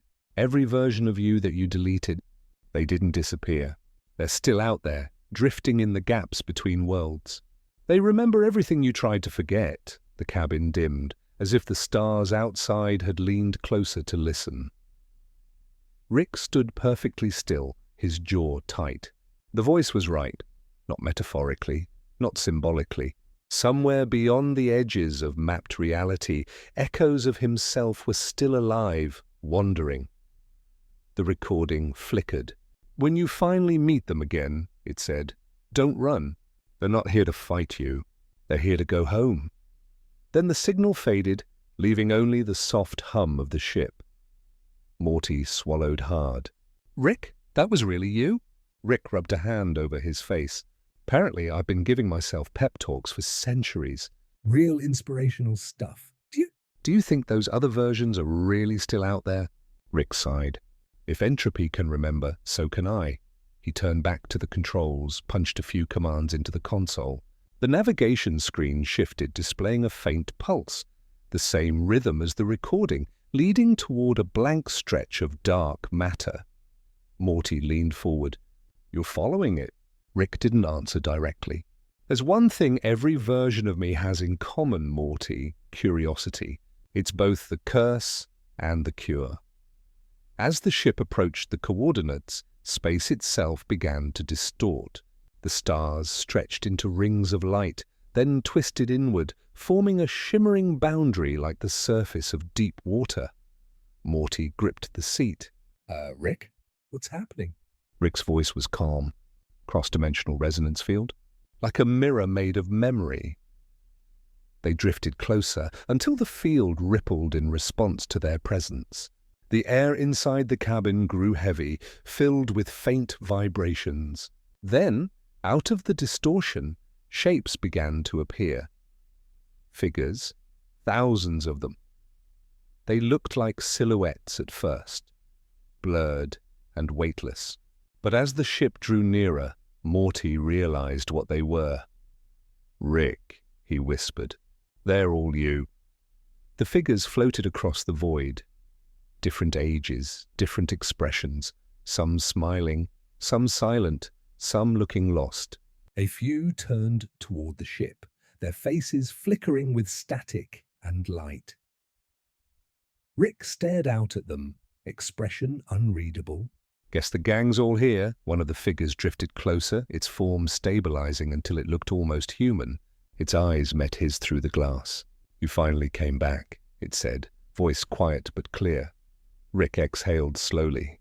Guess I did. You left us, the clone said. You kept dying and rebuilding and forgetting.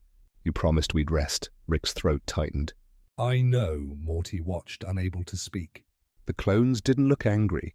They looked tired. The same kind of tired Rick carried in his bones. Rick stepped closer to the glass. I tried, he said softly. I really did, but I couldn't let it end. I thought if I built enough of us, maybe one would figure it out. The clone smiled faintly. You did. You're here. Then slowly it raised a hand, pressing its palm against the glass. Rick hesitated, then mirrored the gesture. The moment their palms aligned, the field shimmered. Light poured through the cabin. Not blinding, but warm, gentle, alive. It filled every corner, every wire, every surface, humming in resonance. The clones outside began to dissolve into streaks of light, merging into the glow until the whole field pulsed like a living heartbeat. Morty shielded his eyes. Rick, what's happening? Rick didn't move. They're going home. The ship vibrated softly, surrounded by the rhythmic hum.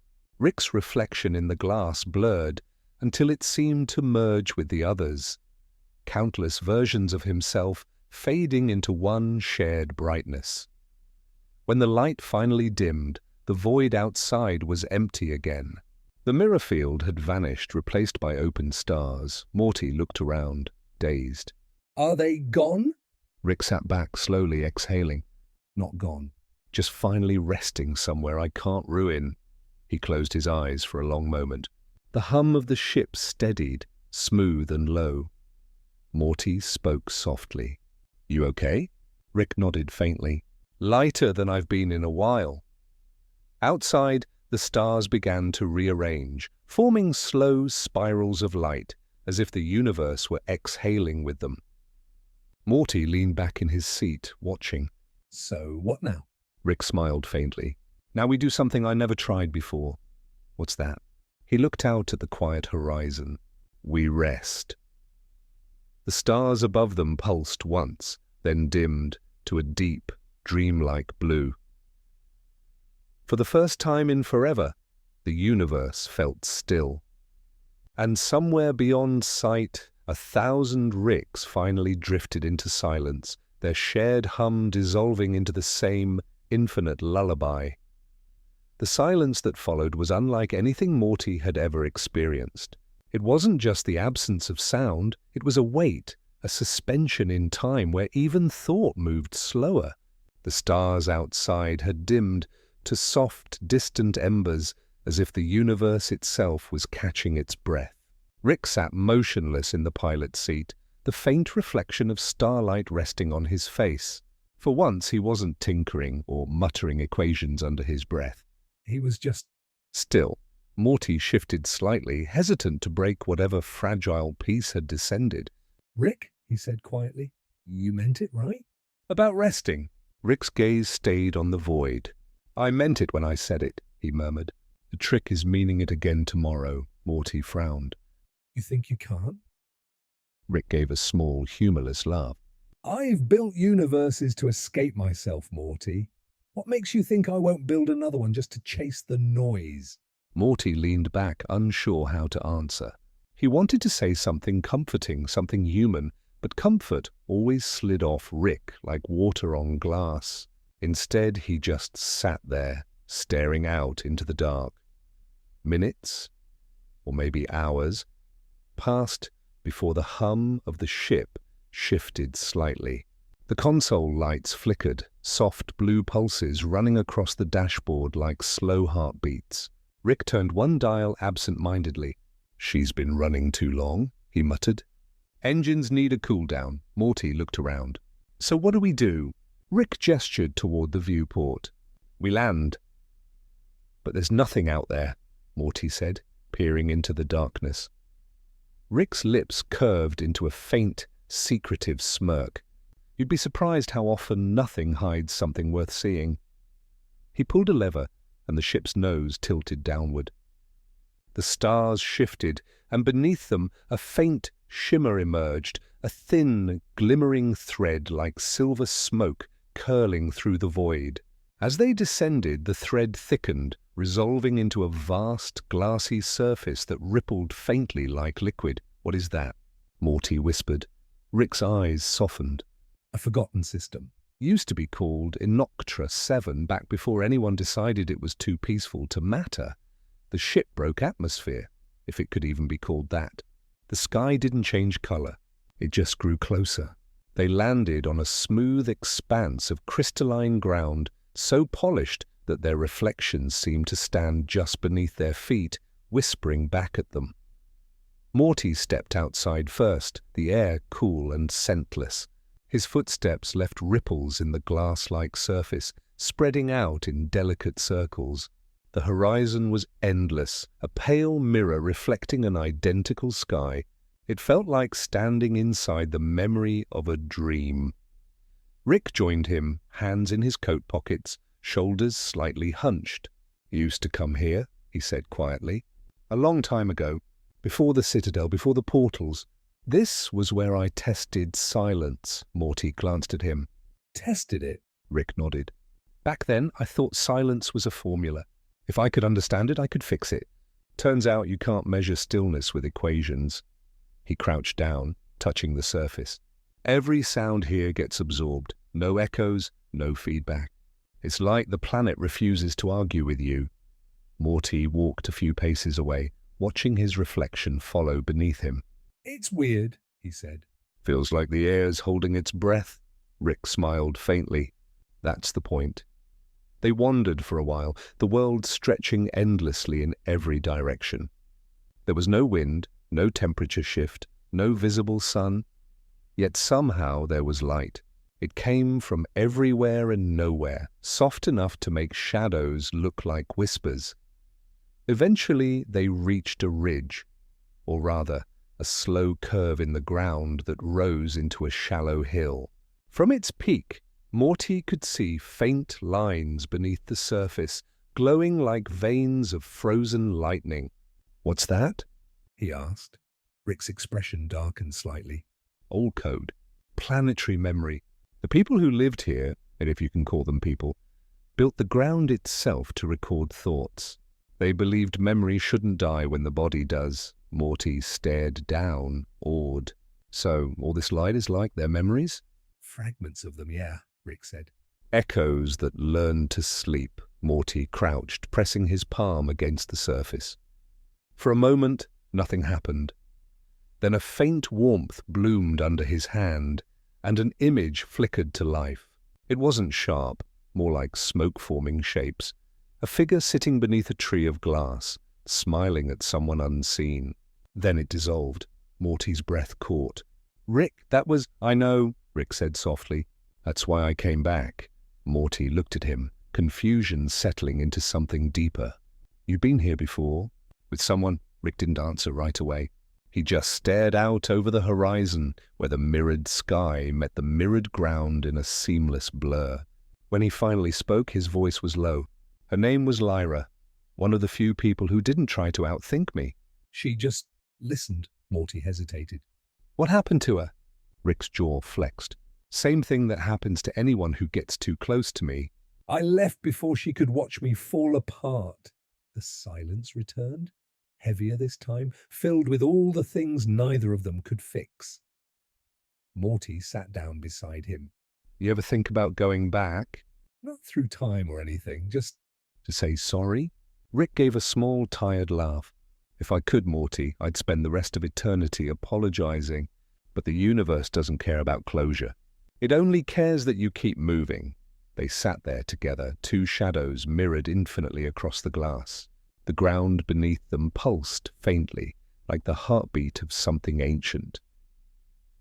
After a while, Morty spoke again, quieter. "Rick, what if we didn't move for a while? What if we stayed here? I just stayed." Rick turned to him, surprised. Morty went on. "I mean, you said it yourself. This place doesn't argue. No portals, no versions of you, no running, just stillness. Maybe that's what you've been looking for. Rick studied him for a long time. His face softened, not with amusement, but with something close to sorrow. You're getting too good at reading me, Morty. That's dangerous. Morty smiled faintly. Maybe I learned from the best? Rick looked away, but the corner of his mouth twitched upward. You really think we could just stop? Morty shrugged. I don't know. But maybe for once not knowing is enough. The words hung there, simple but real. Rick stood, looking out into the endless reflection of sky.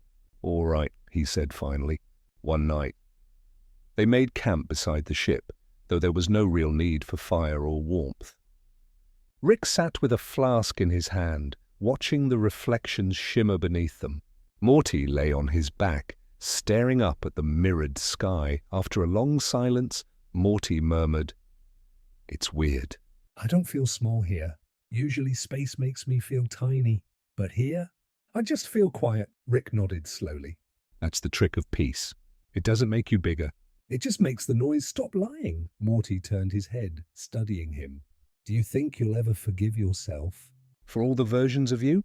Rick took a slow sip from his flask.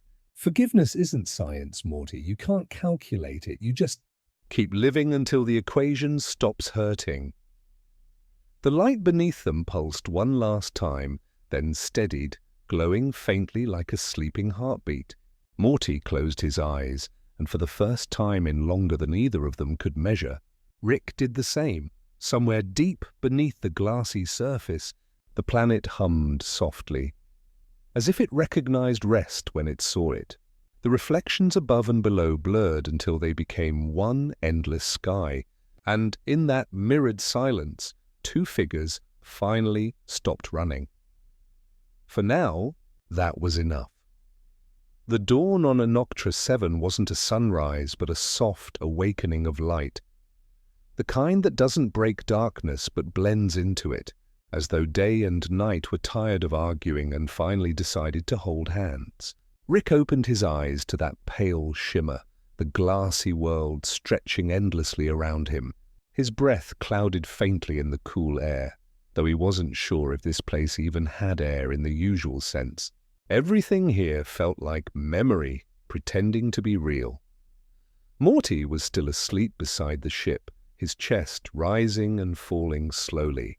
The boy's face looked peaceful, almost fragile, like something that had finally been set down after being carried too long. Rick watched him for a moment, that strange ache of protectiveness curling somewhere deep in his chest. It wasn't something he liked to acknowledge. He looked away, toward the horizon. The mirrored ground glowed faintly with lines of blue light, the ancient veins of the planet still pulsing, still dreaming. Rick crouched down and pressed his palm against the surface. It was cool to the touch, smooth like polished thought. For a moment, it hummed beneath his skin, an almost imperceptible vibration that felt alive. He closed his eyes, whispering half to himself, "Show me." The light beneath his hand flickered, and an image began to rise, faint, transparent, like mist forming a shape. A figure emerged, sitting beneath the same glassy sky, hair cascading like silver rain. Lyra. She didn't speak, but the silence between them carried everything that words never could. Rick's throat tightened. He whispered, "I didn't forget." The image smiled, or maybe it was just the reflection of light. Then it faded, leaving only the endless shimmer. Rick exhaled slowly. "Guess that's your way of saying you didn't either." Behind him, Morty stirred. "Rick, you talking to yourself again?" Rick stood up, brushing imaginary dust off his coat. "Talking to the planet, Morty? Turns out it's better company than most people." Morty squinted, still half asleep. You saw her again, didn't you? Rick didn't answer, which was an answer in itself. Morty sat up, rubbing his eyes. Maybe that's a good thing.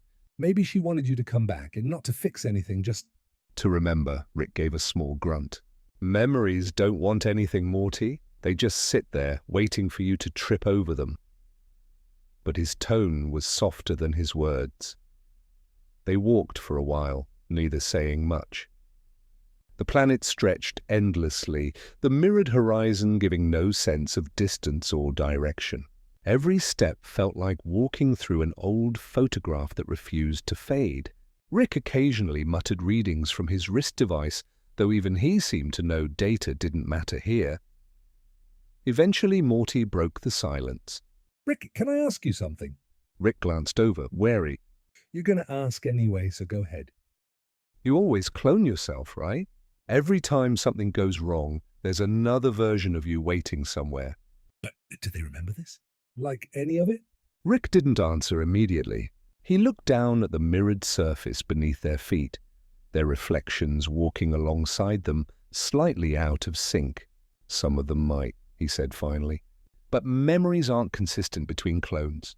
It's like copying a painting too many times. The colors fade, the details smear. Eventually what's left isn't me anymore. It's just residue, Morty frowned. So if you, die tomorrow and another Rick wakes up, he won't remember this. Us being here? Rick's voice dropped lower. No, Morty, he won't. The words lingered heavy between them. Morty kicked at the glass, watching faint ripples spread across its surface. That sucks, Rick. It's like you're living a bunch of half-lives instead of one real one. Rick let out a tired chuckle. Welcome to the curse of being smart enough to cheat death but too dumb to enjoy it. Morty looked at him then. Really looked. The lines on Rick's face weren't just from age. They were maps of exhaustion carved by universes that refused to let him rest. And yet, here he was, still standing, still pretending it didn't matter. They reached a shallow pool, its surface darker than the rest of the ground. Like a mirror, reflecting only memory. Rick crouched down beside it. This is the core lake, he said quietly. The planet's consciousness, or what's left of it. Lyra used to say it recorded everything it ever touched. Maybe she was right. He dipped his fingers into the water. For a moment, ripples shimmered outward. And then images began to bloom across the surface. Fleeting moments of laughter, tears, starlight, faces. Morty saw flashes of Rick, not this Rick, but dozens of him. Building, destroying, drinking, walking away. Each version blurred into the next until the faces became indistinguishable. Morty's voice trembled. It's all you, Rick nodded slowly. Every one of them thought they were the original. Everyone thought they could do it better. The reflections kept moving. One Rick sitting alone on a rooftop, another holding a baby in his arms, another looking up at the stars with empty eyes. Morty whispered, "So, which one's real?" Rick smirked faintly. That's the wrong question. The real ones, whichever version decides to stop running. And so far, none of them have. Morty stared at him, trying to find words that didn't exist. Then maybe this one should, Rick met his gaze.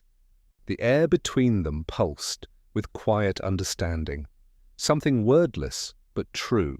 For the first time, Rick didn't deflect, didn't mock, didn't hide behind equations or cynicism. He just looked tired. And human. I've thought about it, Rick said softly. Ending the cycle. Waking up once and never again. But you know what scares me, Morty? Morty shook his head. That if I stop cloning myself... And something happens to me. You'll be alone. Morty blinked, startled. Rick! I'd rather have one real you than 100 fake ones. Rick's expression flickered. A crack in the armor, a tremor beneath the sarcasm. You sound like her, he murmured. They sat beside the core lake, the silence stretching long and gentle.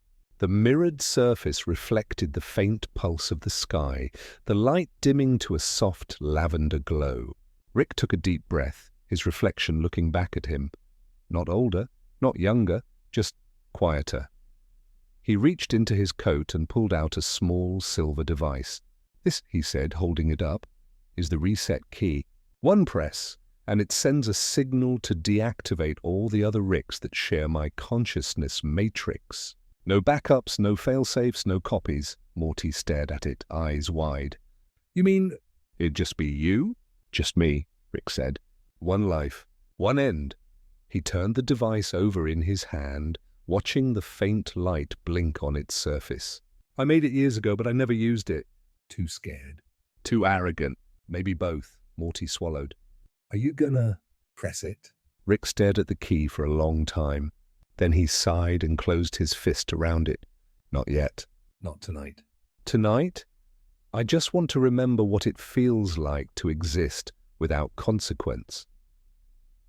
He slipped the device back into his pocket and leaned back, staring up at the endless mirrored sky. Morty did the same. The world above and below blended together, reflections folding into each other until everything became one soft, luminous blur. After a while, Morty spoke again, his voice barely above a whisper. Rick, yeah?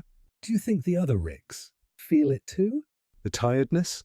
Rick smiled faintly, eyes half closed. Yeah, I think somewhere they all do. They just don't know what to call it. The planet hummed faintly beneath them, the light pulsing like a slow heartbeat. Rick's eyelids grew heavier, the edges of consciousness softening. For once there was no portal buzzing, no equations scratching at the back of his skull. Just stillness. As he drifted closer to sleep, he murmured almost inaudibly, maybe this version's the one that learns. And in that fragile quiet, where memory met reflection and dreams forgot their names, two silhouettes rested side by side on a sleeping world. One genius haunted by his own echoes, one boy who refused to stop believing he could change. The mirrored sky breathed above them, folding the moment into eternity. Morning came slowly to Inoctra 7, if morning could even be called that here. The light did not rise, it simply deepened, warming the mirrored surface until it glowed like breath caught in crystal. Rick opened his eyes to the reflection of himself gazing back from below, and for a strange, suspended moment, he wasn't sure which one of them was real. Morty was already awake, sitting cross-legged near the edge of the core lake. The boy's reflection shimmered beneath him, bending with the ripples of the glassy water. Rick watched quietly for a moment, noticing how still Morty had become in the past few days. There was less of the restless fidgeting, less of the nervous questions. Something had softened in him, like the planet itself had seeped into his bones. Rick pushed himself up, joints creaking slightly. "You're up early." Morty turned his head, smiling faintly. "Didn't sleep much." Kept thinking about what you said. About being the version that stops running. Rick raised an eyebrow. "Dangerous habit, Morty, thinking too much." "You start sounding like me," Morty shrugged, eyes on the lake. Maybe that's not such a bad thing. Rick grunted, brushing dust or whatever passed for it off his coat. He stood beside Morty, staring into the water. Beneath the glass-like surface, faint lights shimmered, shapes, movements, echoes of something ancient. "You ever wonder," Rick murmured, "if all this, every memory, every version of me, wasn't a curse, but a kind of—" Unfinished math? Morty frowned. "What do you mean?" Rick's eyes softened, distant. "You ever try to write something, and no matter how many times you rewrite it, you can't get it right? So you keep starting over, hoping the next version makes sense?" Morty nodded slowly. "That's what the clones are," Rick said. "Each one's just me trying to find the version that finally balances the equation." Morty looked at him, his voice gentle. "Maybe the equation doesn't need solving, Rick. Maybe it just needs—" "Stopping." Rick gave a small, humorless chuckle. "You sound like Lyra again." The silence that followed wasn't heavy, just wide. It spread out between them like the lake itself, reflecting both their faces, two imperfect symmetries caught between light and stillness. Morty broke the quiet. "You ever wonder what she'd say if she saw you now?" Rick's gaze didn't move from the water. "She'd probably laugh. Tell me I took too long to grow old." Morty smiled faintly. Maybe she'd forgive you. Rick's jaw tightened. "I didn't come here for forgiveness, I know," Morty said. "But maybe that's why it found you anyway." Rick glanced at him then, the corners of his mouth twitching. "Since when did you become the therapist?" Since I stopped waiting for you to be okay, Morty said softly, and started trying to be okay beside you. Rick stared at him for a long moment. Then he looked away, blinking against a faint sting in his eyes that he refused to call emotion. You're getting too good at this, Morty. They sat there together, the quiet stretching. The lake pulsed faintly with light, like a heartbeat far beneath the surface. Rick found himself reaching into his coat pocket, fingers brushing the cold metal of the reset key. The small silver device felt heavier now, like it was aware of what it meant. Morty noticed. You thinking about it again? Rick nodded slightly. Yeah, Morty's voice was careful. Do you want me to go inside? Give you space? Rick shook his head. No, stay. He turned the device over in his hand, the blinking light casting faint reflections across his face. I spent half my life building ways out, Morty. Portals, bodies, timelines, even memories. But none of them ever led anywhere worth staying. Morty's eyes softened. Maybe that's because you kept leaving before you got there. Rick exhaled slowly, a fragile sound between a laugh and a sigh. You ever get tired of being right? Morty smiled. All the time. Rick looked down at the key again. His thumb hovered over the button, trembling just slightly. You realize what happens if I do this, right? No backups, no clones. No safety net, just me. One last version? Morty nodded. Yeah, that's kind of the point. Rick's throat tightened.